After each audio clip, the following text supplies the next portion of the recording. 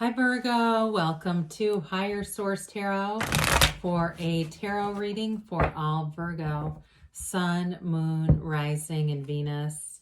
Thanks to everybody for the ongoing support. We're always connected energetically. I send you love every day. And if you are new here, welcome to you.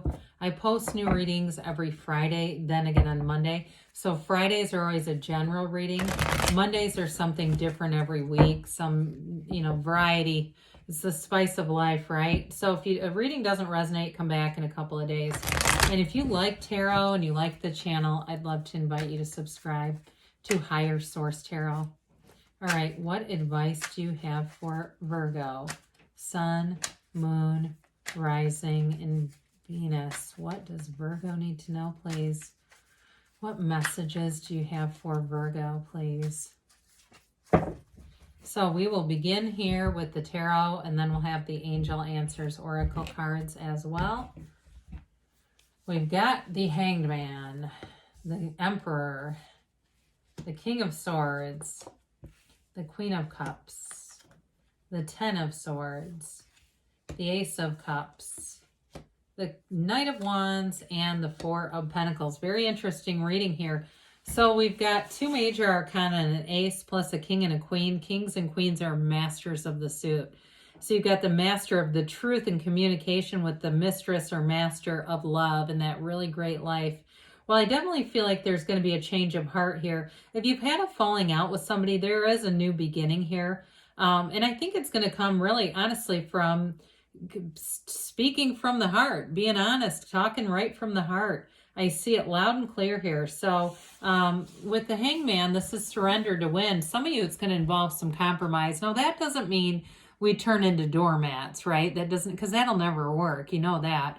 It'll build resentment. So then you go, damn it, I ended up apologizing again when they were there. You know how that goes. But with this, it's like being easy about things. Now, for some of you, I do get the month of April coming in. You've got it here a few different times. So it may be the spring. It may even be specifically in the month of April. But whatever you're doing, be easy about it. Meditate, get out, go do stuff that raises your vibration. This is a vision quest. His head is illuminated because he sees the world differently, because he's turned on his head.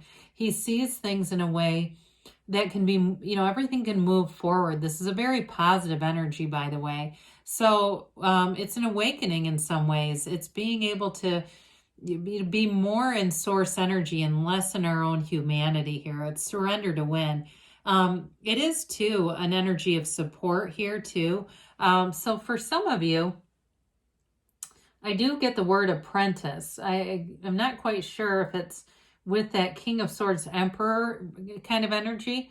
So if there's something where you're moving forward in your career or something like that, whether it's you or somebody else, whether it's you being the apprentice or you're the one that's leader, because you've got cards of very strong leadership here.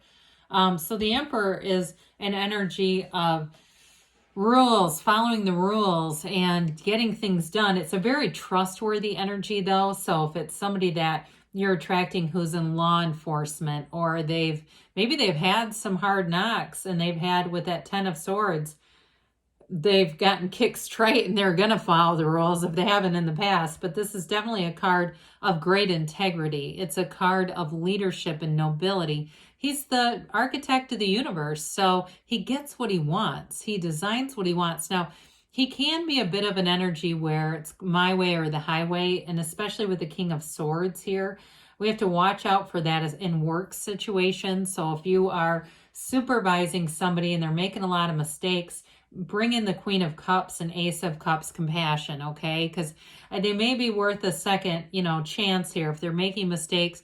But with the Emperor, he does kind of strive for perfection. He can be a bit of a perfectionist. However, in relationships, he protects that relationship. He carries that staff as a symbol of his love for his Empress, because what he does for her. And at the bottom, next to his foot there, he's got that pool of consciousness, a stream that becomes a pool, runs right past his foot, reminding us that we're still spiritual beings. So even when we're needing to use reason and logic, some of you, you've got an interesting energy here, because I do feel like they keep saying talk from the heart. I feel like they're trying to almost overrule this with the Queen of Cups and Ace of Cups. I mean, there's something about this when I look at it. They bring in a real softness here. So, and honestly, in a partnership, the Emperor is a good partner. He's not emotionally unavailable, like the friend next to him, the King of Swords. Now, the King of Swords is very much a no-nonsense energy. It's very direct communication. Like I said, I feel like it's work-related for some of you.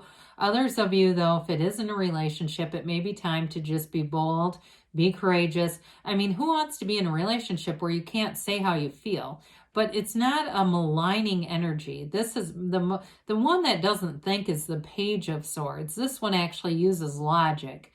So it's a very logical energy. Like I said, some of you, if you're attracting somebody who's in law enforcement or security, I hear, or anything with the legal system, even this is a card of a lawyer too. So it even could be that. Now, if you're in a career where you're in that same path, I do feel like you're moving forward with that as well. So you've got nice direction too in terms of being a leader at a career. I keep getting that. Now with the Queen of Cups, I do like to see her here. Otherwise, this energy could get really almost like a freight train where it just moves forward, but in a very, it's like a confident way, but it's like a very like individualistic way. The Queen of Cups brings in that caring for other people. We need to have that in any reading. She loves deeply. She loves hard. Now, the only thing with the Queen of Cups is it can be an energy where we do and do and do for other people and don't get much in return. So she'll keep doing and doing and burn herself out from doing that. So be careful with that. I like the Emperor because he's about measurement and order, and that helps rein this in a little bit, so that it reminds you it's okay to set boundaries. You know, we don't have to keep putting ourselves out there. And it may even be for some of you with the Ten of Swords here, that it's time for you to see a return of this. If you're the one that says, I wish I could attract somebody who cares for people the way I do, well, then it's your time to attract somebody who loves deeply. She is very trustworthy, though, I will say that. This is the kind of energy where you can just spill your guts with somebody. You can be very open and they will not judge you, and vice versa. So in a relationship, she makes a great partner because you can talk to her about anything. So whether it's you or the other person or both of you together, there's a real measure of transparency. So this Ten of Swords shows up. It's kind of an odd card here. Like I mentioned before, for some, if it's somebody you've attracted and they've had this in their life because they maybe made some mistakes, they've learned from those mistakes. Tens are about conclusions, and the black is ignorance. Somebody too may have had a difficulty. It may be somebody you've attracted that even got fired from a job where it wasn't necessarily legal, but they've, again, learned a lot. I almost wouldn't have minded to see the Queen of Swords here, especially if it's an air sign that you're attracting, because that would make a lot of sense. The Queen is one that's lived through it and learned, whereas the Queen of Cups is one who will make the same mistakes. But in this case, I feel like there's some finality where it says, we're done making old mistakes. If we're going to make mistakes, they're definitely going to be new ones. We're not repeating old patterns here.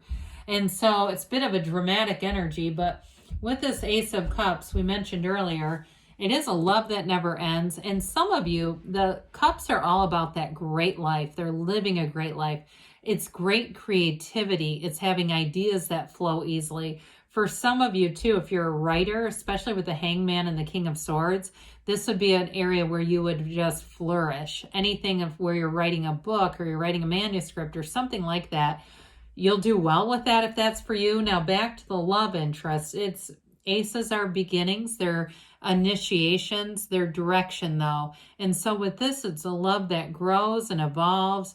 And it evolves over time too. You know, I look at the white in the Emperor's beard. That white didn't come overnight. I mean, that came over time. So some of you too, if it's a relationship, I do see a turning point with the Hangman and the Emperor and this Queen with the Ace of Cups, where it's like a return to love, getting back to center in a relationship. It also too can be about loving your life as well. So with the Knight of Wands, this brings in passion. Now the Knight is at full gallop. He wants to move forward.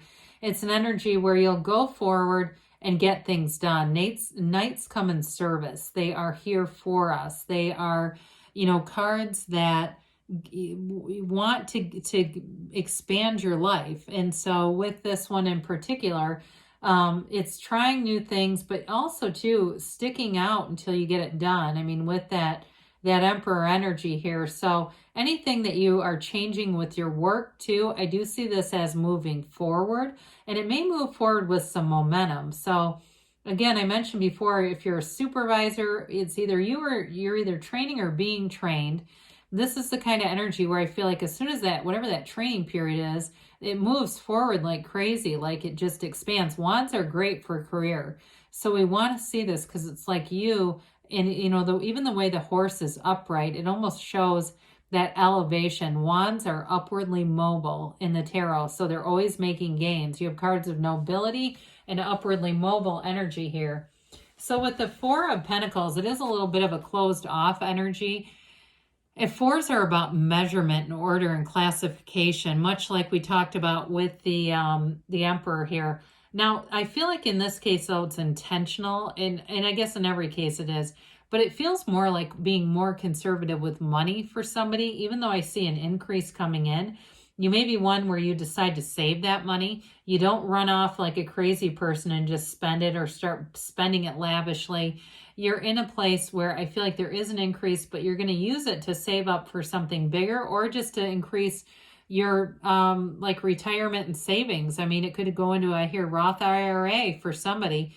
So I do feel like you're going to be a little bit more, I don't want to use the word restrictive, and I guess conservative, aware. How about that? More aware of money, but you're not, it's not hurting financially either. It's just being smarter with it. So let's see here what the angels have to say for you, Virgo.